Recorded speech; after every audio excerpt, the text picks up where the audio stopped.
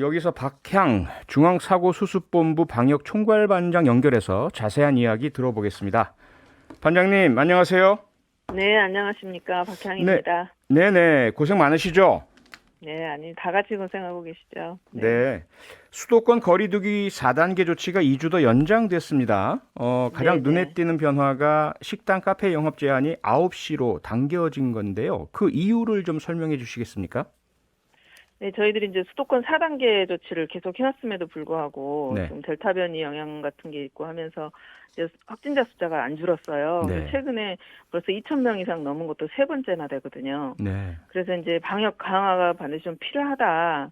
그래서 저희가 최근에 이제 요즘에 집단 감염 발생하는 시설들을 좀 살펴봤거든요. 예.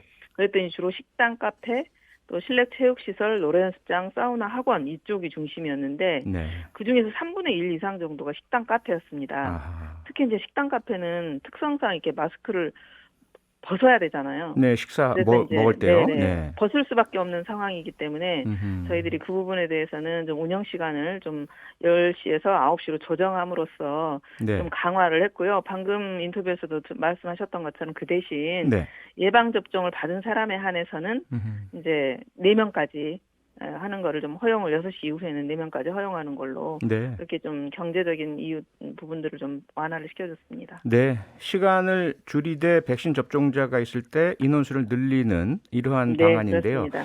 문제가 네, 현장에서 백신 접종했는지 안 했는지 확인, 이게 좀 혼선이 있지 네, 않을까요? 그렇죠.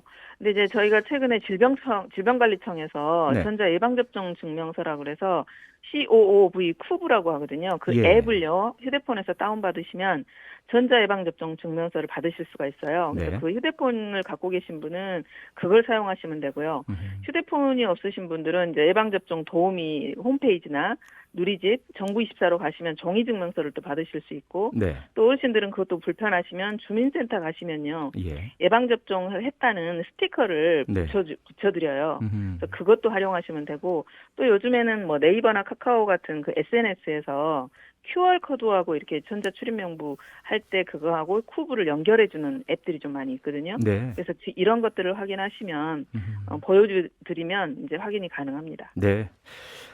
이러한 부분 말고 또 추가적인 백신 접종 완료자에 대한 인센티브가 또 예정되어 있습니까? 지금 현재 수도권은 모두 4단계지만 예. 비수도권 같은 경우 3단계인 도시들이 꽤 많이 있거든요. 네. 그래서 3단계에서는 이미 백신 인센티브가 적용 중입니다. 그래서 음. 사적 모임이나 다중이용시설에서 백신 완료자들은 인원 산정에서 제외하고 있고요. 그래서는 지자체별로 약간의 차이가 있습니다. 네. 그런데 이제 그런다 하더라도 4단계에서는 이걸 완료자에 대해서 예외를 인정하고 있지 않은데 방금 말씀드린 것처럼 이제 식당, 카페나 이런 데가 워낙 그 방역 상황이 엄중하기 때문에 예. 강화한 상황이어서 그 부분에 대해서만 예방접종 하신 분 2명을 예외적으로 4명까지 허용해주는 정도고요. 나머지 이제 방역 완화나 뭐 이런 부분들에 대해서는 향후의 어떤 방역 상황, 네. 그리고 예방접종 상황 이런 것들을 보아가면서 저희들이 더 검토해 보도록 하겠습니다. 네. 오늘 중대본에서 9월 말 혹은 10월쯤에 소위 말하는 위드 코로나 전략 검토가 가능하다 이렇게 발표하셨지 않습니까? 네네. 그 시기를 9월 말 10월쯤으로 정하신 이유가 무엇일까요? 이제 가장 큰 이유는 일단 어느 정도 위드 코로나로 전환하고 또 방역 시스템을 바꾸기 위해서는 기본적으로 예방접종률이 좀 어느 정도 올라야 됩니다. 그렇죠. 그래서 저희들이 예방접종이 전 국민이 한 70% 정도 2차 접종 그 이상을 좀 받아야 되는데요. 네. 저희가 9월 말 10월 초쯤 되면은 1차 접종은 70% 완료가 될 것 같고요. 예. 2차 접종도 얼추 한 50% 정도는 넘을 것 같습니다. 음흠.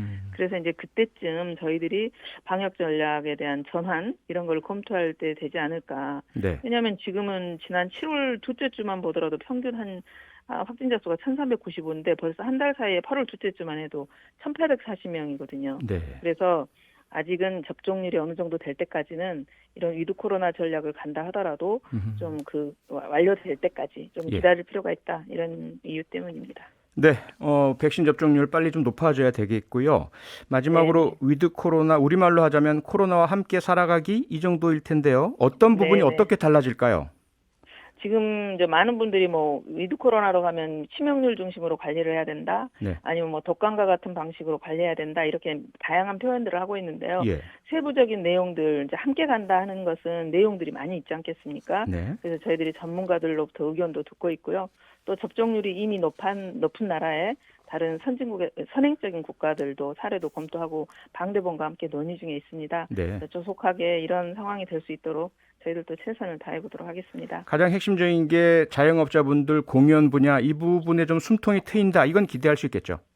그거는 이제 저희들이 그런 네. 방안들을 최대한 찾아보려고 하고 있습니다. 알겠습니다. 네, 오늘 말씀 고맙습니다. 네, 감사합니다. 지금까지 박향 중앙사고수습본부 방역총괄 반장이었습니다. 평일 저녁 6시 5분에 여러분을 찾아갑니다. MBC 라디오 교창원의 뉴스 하이킥.